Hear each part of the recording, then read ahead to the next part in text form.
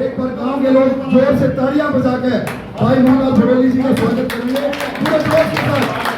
और मेरे साथ बोल रहे हैं मोहनलाल जी को जय श्री राम, जय श्री राम। पूरा जोश होना चाहिए के अंदर। भारत माता की जय, भारत माता की जय। बड़ी धूमधाम के साथ स्वागत किया गया गांव वालों की तरफ से। बहुत बहुत धन्यवाद। आप लोगों का प्यार और आशीर्वाद देखकर मन गदगद हो जाता है। इतना जन समर्थन भाई मोहनलाल भड़ोली को पत्रकार भाइयों से बैठ के वीडियो बना ले। पीछे भी हमारे भाई बैठे हैं।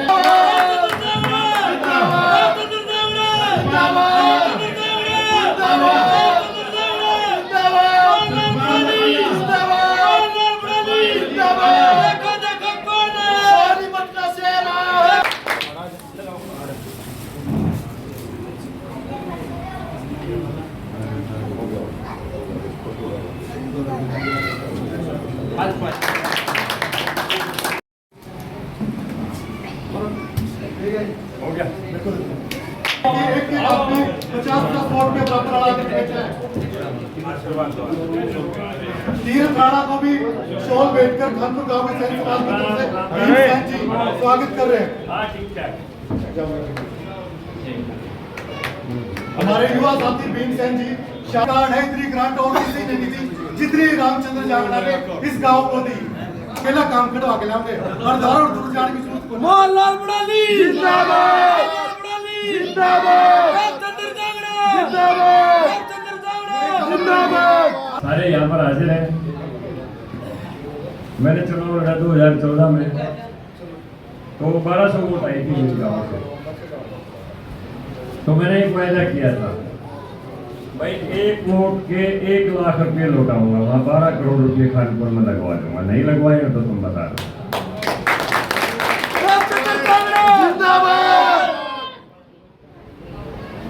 अब मोहनलाल जी बहुत भले आदमी, इनको पार्टी ने टिकट दे के भेजा है। ये भी बहुत सज्जन पुरुष है और आपकी पूरी हाजिरी देंगे भाई। हमारा चेयरमैन अभी आशंका जाहिर कर रहा था, कोई चिंता मत करो। मैंने तो इस चौपाल में पता नहीं कितनी बार आया हूँ। सबको पैसे ये सारे पूरे जिले के अंदर 1 करोड़ 10 लाख रुपया SC प्लान का आया। अब मैं चंडीगढ़ रहता था, मैंने उसको बता रखा था डायरेक्टर को, भाई जब भी पैसे आओ मेरे पास फोन कर दियो। डायरेक्टर पंचायत सारे लिहाज मान्या करते। मैं चौधरी बंसीलाल के टाइम पर भी चेयरमैन रहा, तो सारे अफसर लिहाज मान्या करते। उन्हें चुपड़ते ही फोन कर दिया, बोला जी सोनीपत जिले के 2 गांव खातर 1 करोड़ 10 लाख रुपया आ रहा है SC प्लान का। जो SC का जो इलाका है उस समय वो गलियां बनी।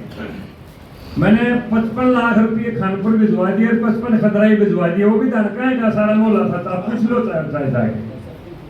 और यहाँ पर सारी टाइलें क्यों बनवाई, जो बाद में मैं इनकार करके गया था इनको प्रकाशित है कि भाई काम में ना खुदवाइए, ये पैसे मत लगवाना, ये जो शिविर वगैरह के काम में कामयाब नहीं होंगे।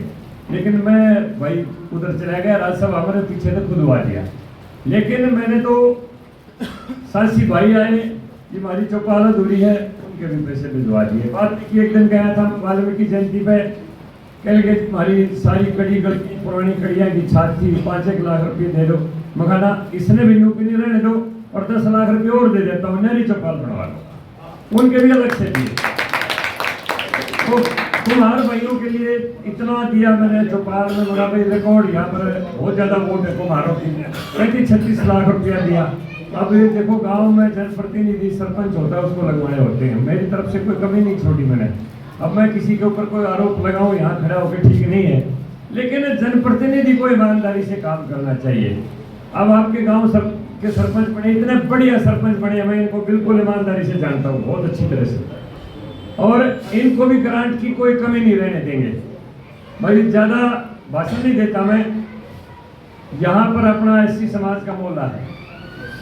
एक बात कह के, धारा 370 जम्मू कश्मीर में थी,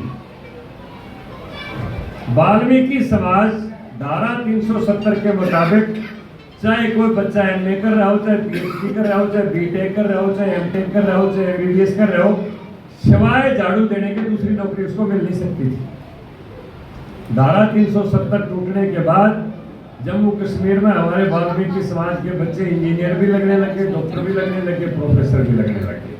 बहुत बड़ा परिवर्तन देश में आया। ये पार्टी गरीबों की है, ये सरकार गरीबों की। मोदी जी का तो एक ही नारा है कि मेरे लिए तो 4 जाति हैं, सबसे पहले गरीब, फिर हमारी महिलाएं, फिर हमारे युवा और फिर किसान। ये मेरे लिए 4 जातियां हैं। कुछ लोग जो गुमराह करते हैं, ये बॉर्डर के ऊपर बैठ के जो हमारे हरियाणा में नशा फैला के, गुमराह होने की कोई जरूरत नहीं है। ये गरीब की पार्टी है, गरीब की सरकार है और उन्हीं का उत्थान चाहती है। भाई पीछे चेयरमैन कोई कसर रह रही हो ना, 2 साल तो मेरे रहे, 10 करोड़ तो मेरे पास, और 10 मोहनलाल का।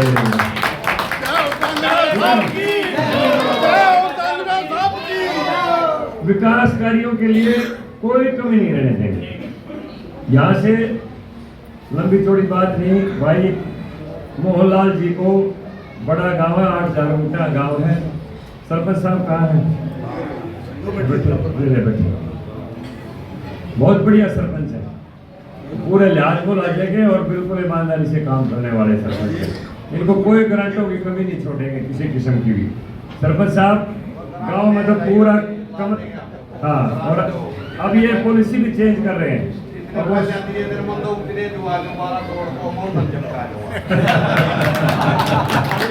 कोई कमी नहीं रहेगी, चिंता मत करो।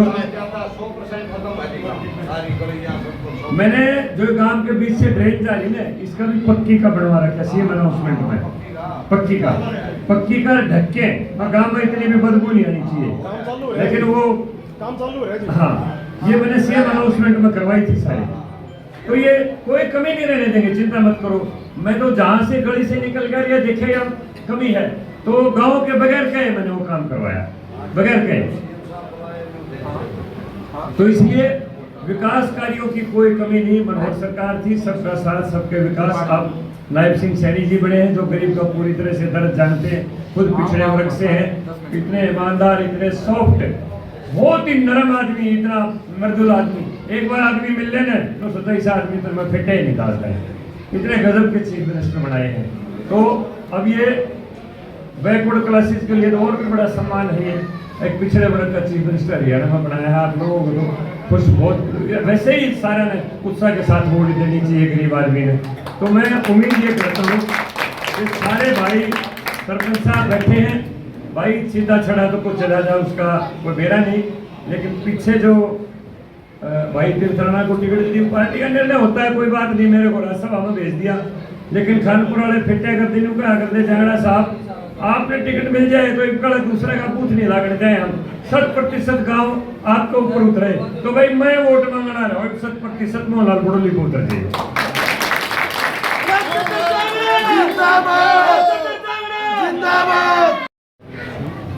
एक बार सभी से निवेदन, मुट्ठी बंद करके जयकार लगाएंगे। जय जय श्री राम, जय श्री राम।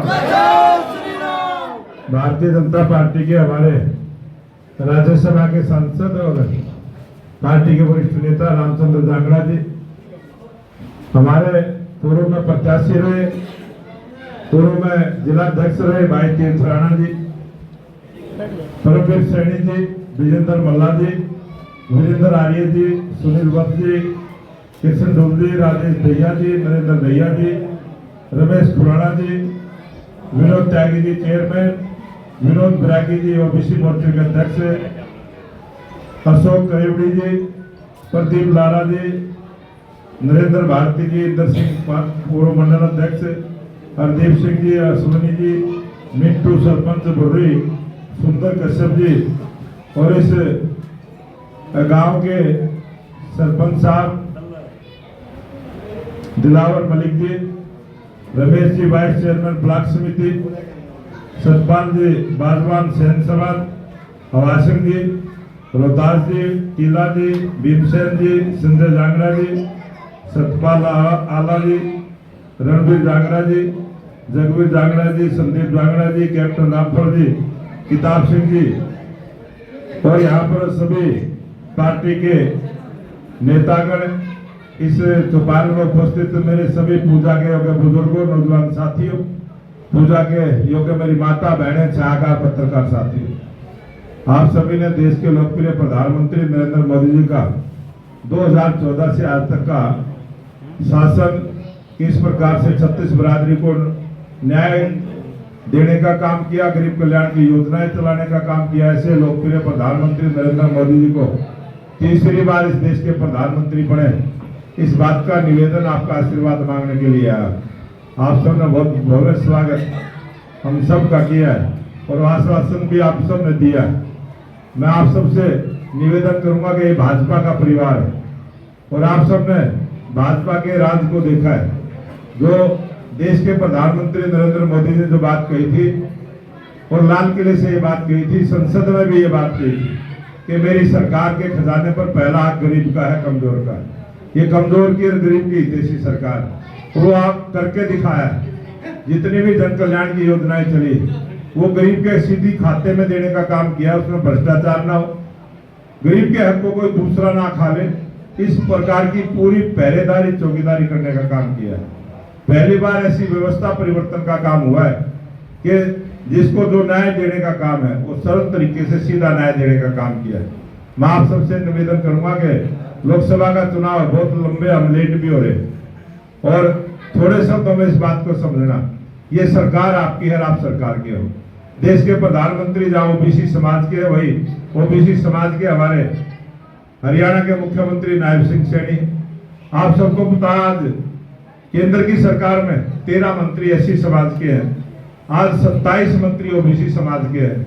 बहुत बड़ी भागीदारी ऐसे समाज को मोदी जी ने दी है जो राजनीतिक तौर से, सामाजिक तौर से पिछड़े हुए थे। इस देश को गरीबी से उठाने के लिए आप सबको पता है 26 करोड़ परिवारों को, 26 करोड़ लोगों को गरीबी रेखा से ऊपर उठाने का काम किया।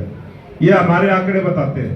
और देश के जहां किसानों का सम्मान करने का काम किया, वही देश के 80 करोड़ लोगों को 5 वर्ष तक मुफ्त राशन देने की योजना देश के प्रधानमंत्री नरेंद्र मोदी जी की सबके काम की चिंता की है। इस देश से भय भूख और भ्रष्टाचार दूर हो, इस प्रकार की न्याय व्यवस्था देश में करने का काम किया है, देश के लोगों को बढ़ाने का काम किया।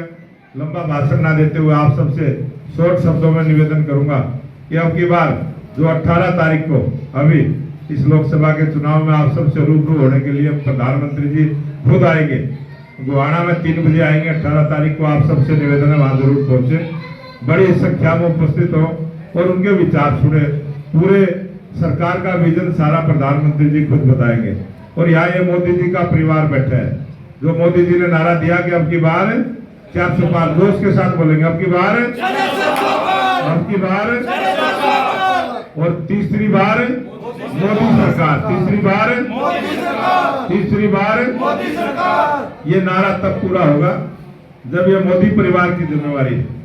एक बार मोदी परिवार का भी नारा बोलेंगे, ये है मोदी का परिवार, ये है मोदी का परिवार, ये है मोदी का परिवार, ये है मोदी का परिवार। और ये मोदी के परिवार से मैं निवेदन करता हूँ, आप सबसे अपील करता हूँ कि प्रधानमंत्री नरेंद्र मोदी जी को ये चुनाव आपका चुनाव है। आप सबने मोहनलाल ब्रोली बनकर चुनाव लड़ना है और ये जो समय बचा है, हो सकता है मैं सब घरों तक जा नहीं सकता, सब लोगों से मिल नहीं सकता, इसलिए आप सब ने मोहनलाल ब्रोली बनके प्रत्येक घर में जाना है, प्रत्येक आदमी के पास जाना है और निवेदन और प्रार्थना करना है कि 25 तारीख को कमल के फूल का बटन दबा के देश के लोकप्रिय प्रधानमंत्री नरेंद्र मोदी जी को तीसरी बार देश का प्रधानमंत्री बनाने का निवेदन आप सभी ने करना। और आज जो मुकुट के साथ मेरा स्वागत किया है कप्तान किताब सिंह जी ने, मैं इस मुकुट को स्वीकार करता हूँ। कोई भाई ये ना कह दे कि मुकुट को वापस लेके चले गए। मैं ये निवेदन करता हूँ, 5100 रुपये इस मुकुट से जो भी बीपीएल परिवार की किसी भी बेटी की शादी आपके यहाँ, आपने उस बेटी के कन्यादान में इसका चुटकी है, पजेब है और उसके माथे का टिक्का है, ये बनवा के दान के रूप में देना है। जब उस गरीब परिवार की मेरी बहन के माथे पर वो टीके के रूप में ये मुकुट सजेगा, उस समय मेरा अपने आप ये मुकुट अपने आप सज जाएगा। मैं आप सबसे निवेदन करता हूँ कि इस प्रकार से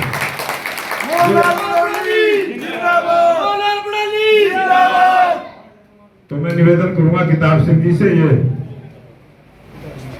ये मुकुट और ये जब भी कोई भी शादी आपके गांव में हो, आपको इसको बनवा के रखना है।